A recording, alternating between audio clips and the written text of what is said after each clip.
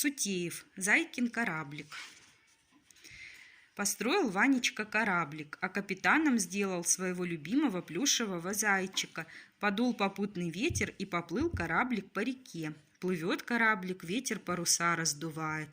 Подлетела к кораблику птичка и пропела: «Капитан, капитан, возьми меня с собой, я издалека лечу, у меня крылышки устали, пусти меня отдохнуть». «Садись, — говорит капитан Зайка, — вдвоем плыть веселее». И полетел кораблик дальше по реке.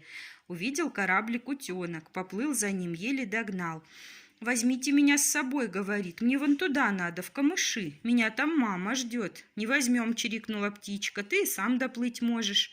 «Ну, возьмите, пожалуйста, я маленький, я устал, — просит утенок». «Ну, садись, — согласился зайчик, — отвезем тебя к маме». Плывет кораблик дальше, быстро плывет. Увидела кораблик лягушка.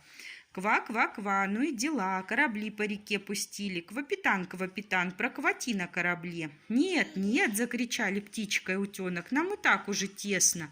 «Ну проквати, — квакает лягушка, — никогда на кораблях не плавала, всю жизнь мечтаю». «Ну как тут откажешь?» Разрешил капитан лягушки на корабль запрыгнуть. Поплыл кораблик дальше, медленно плывет, еле-еле. Пассажиры недовольны. Что случилось? То летел под всеми парусами, а теперь еле ползет. Вдруг видят, рыба хвостом машет, рот открывает, а слов не слышно. «Она, наверное, подтолкнуть нас хочет, — сказала птичка, — чтобы мы плыли быстрее». Тут все как закричат рыбе: «Толкай, толкай!»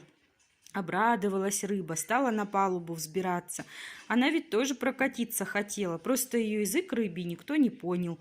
Накренился кораблик, стал тонуть. Пассажиры кричат рыбе: «Не трогай кораблик! Куда лезешь? Плыви сама, не мешай». А рыба, знай себе, на кораблик лезет.